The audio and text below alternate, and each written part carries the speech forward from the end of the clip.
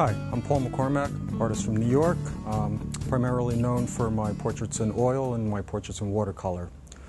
I'm going to give you a little free lesson here on the basics of drawing a portrait, okay? Just correct proportions. Proportion is everything, okay? I don't care if you can render an eye where it looks like it's going to blink. If it's in the wrong place, it doesn't really matter, does it?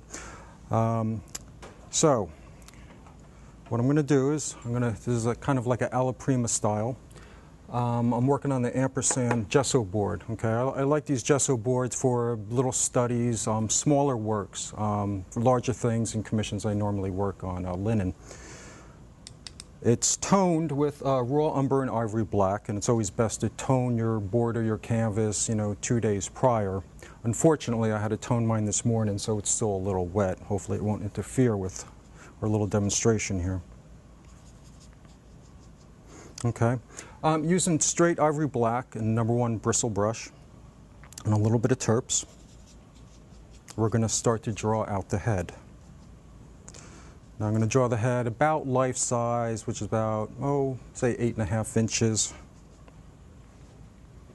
Okay, so at arm's length, what I'm going to start with is the basic shape of the head inside the hairline. Also note that I'm using the side of the brush, okay? I'm picking up the paint, I'm flattening out the brush like a chisel. This way you get nice, fine lines.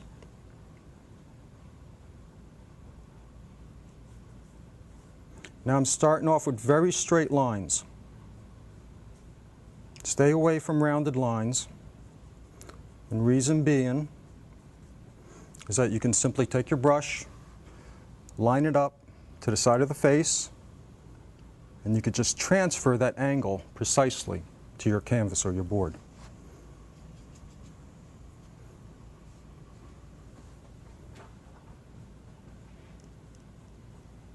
Now, don't be overly concerned with this basic shape of the head. We can always alter it later because I'm really going to be working from the inside out, which you'll see in a couple minutes.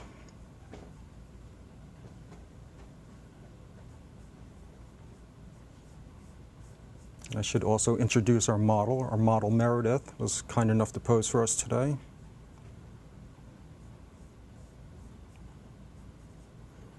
Okay, so just the basic shape of the head inside the hairline. Now what I'm going to do is I'm going to get my center line. This is the line that goes through the center of the forehead, center of the bottom middle of the nose and the mouth. I'm just going to take my brush and kind of get a feel for that line in the placement. I'm going to come over here and just draw a very light line. Now I'm going to get the eye line. And the eye line is basically from corner to corner, outside corners of the eye. And get those in.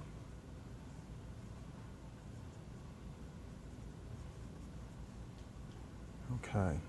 Now, at this point, as in drawing anything, we need to establish a proportion that's correct.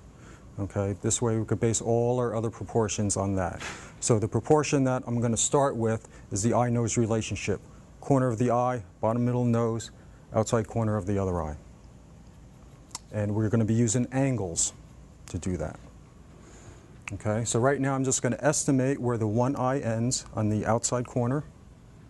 And if I run a plumb line, I could see that it's right about there.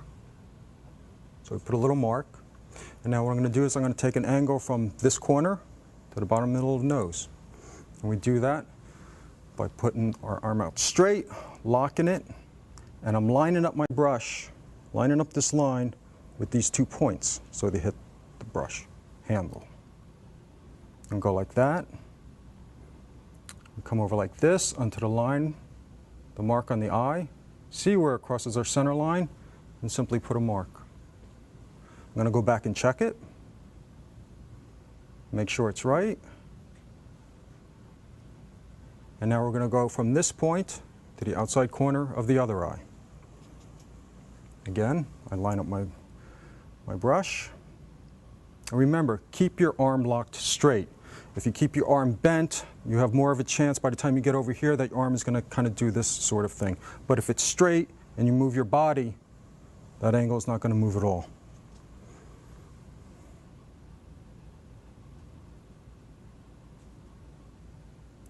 Bring it down to the point of the nose, see where it crosses the eye line, put a mark. Go back, check it, recheck it, check it again, make sure it's absolutely right, because if this proportion's wrong, everything will pretty much be wrong. Okay, now from there, very simply, we're going to put in the eyes. This has nothing to do with detail. It's all about proportion. It's all about getting the eyes, nose, mouth, shape of the head, everything in the right place. That's all we're concerned about. Start with one of the eyes. Very simple shape.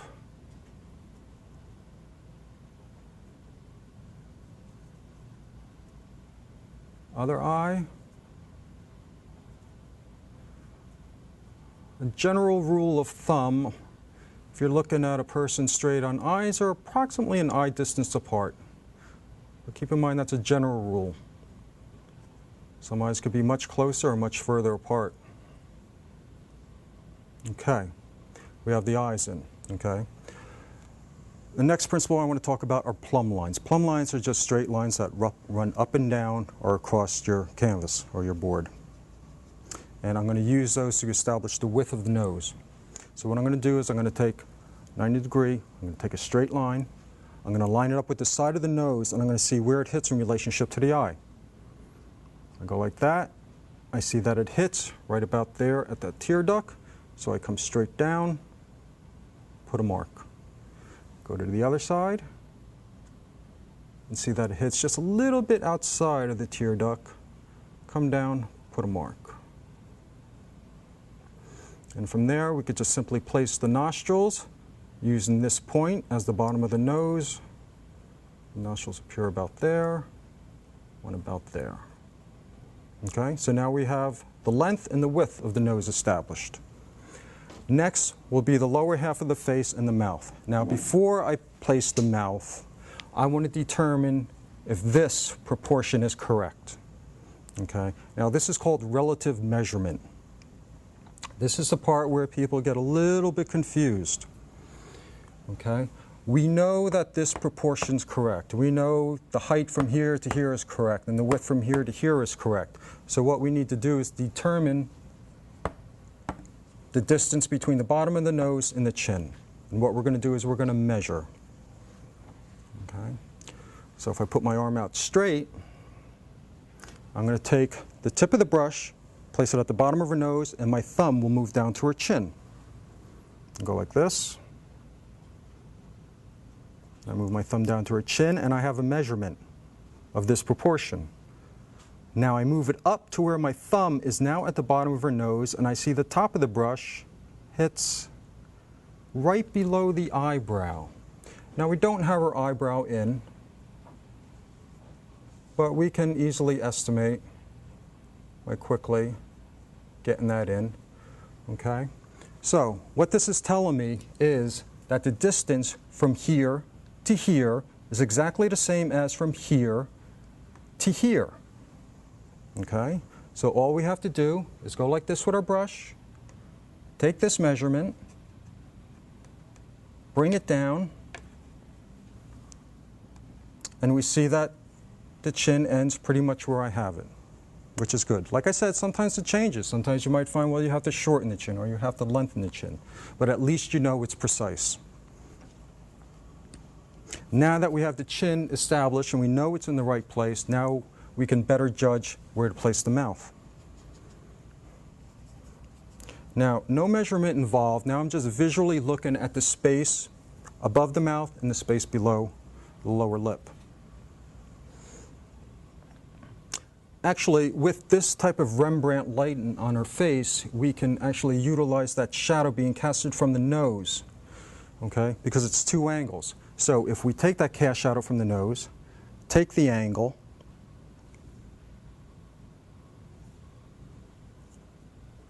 and then take a plumb line from where it hits the lip and see where it hits in relationship to the nose, we know the mouth is about that far away. from the nose. I know, it's kind of like a math class, right? Now, starting with the upper lip, we're going to get in the basic shape. I'm going to run my plumb lines for the width. I'm going to line up at the corner of the mouth, see where it hits in relationship to the eye. I see it hits right in the center of the iris, which will approximately be there, about there. Come down, put a mark. Other side of the mouth, outside of the iris, which will be about there. Come down, put a mark. Now we have the width. Back to the upper lip.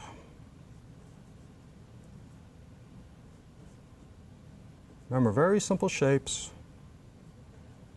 Just getting everything placed correctly. Okay, so now we have the eyes, nose, mouth established. Now we can start to develop just a little bit more.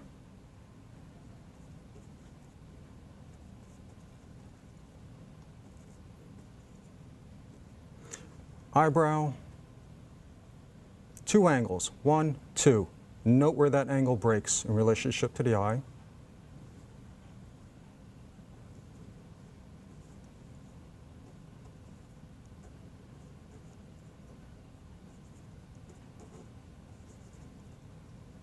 I'm going to start putting in some of these shadow planes.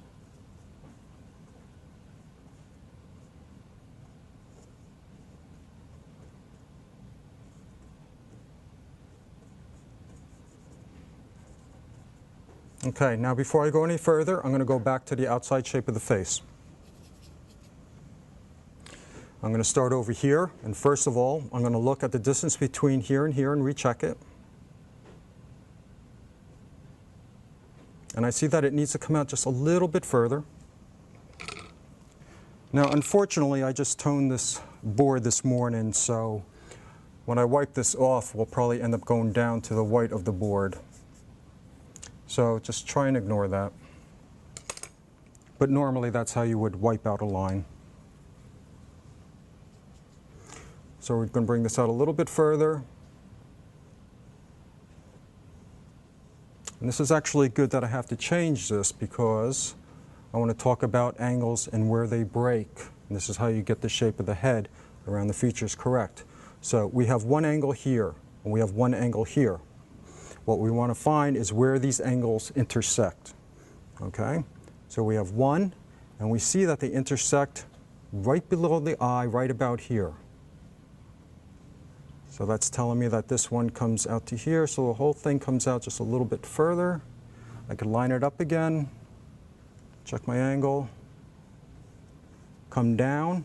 We have another angle that intersects here, and we see those two intersect right about at the lower lip. And we come down. And again, you could run these vertically. And basically, you work your way around the head. Correcting shapes. One last thing with relative measurement.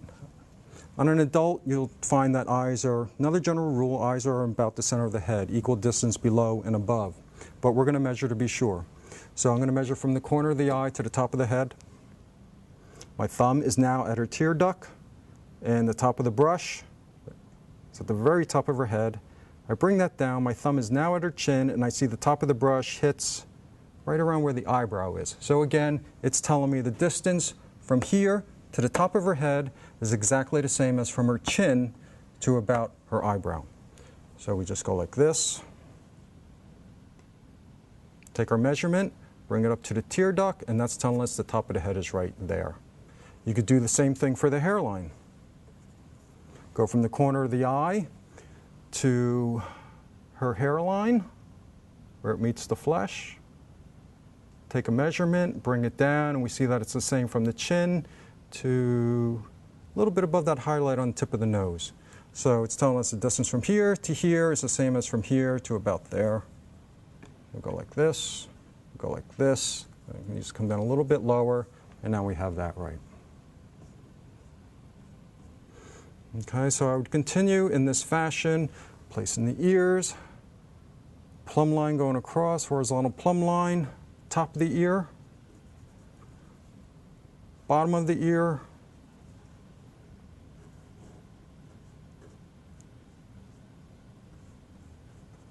And you could place the ear that way.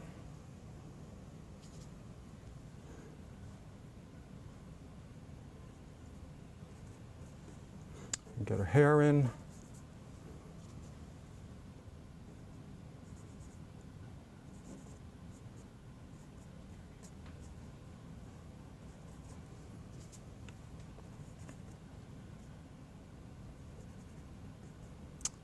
And once you have everything in the right place, then you come back and then we would proceed to define this eye, correct the shape a little bit, but it's oil, so we're mainly going to do that with the paint.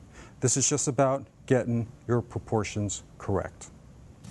Well, that's about it. Hope you enjoyed it. See you soon. Thank you.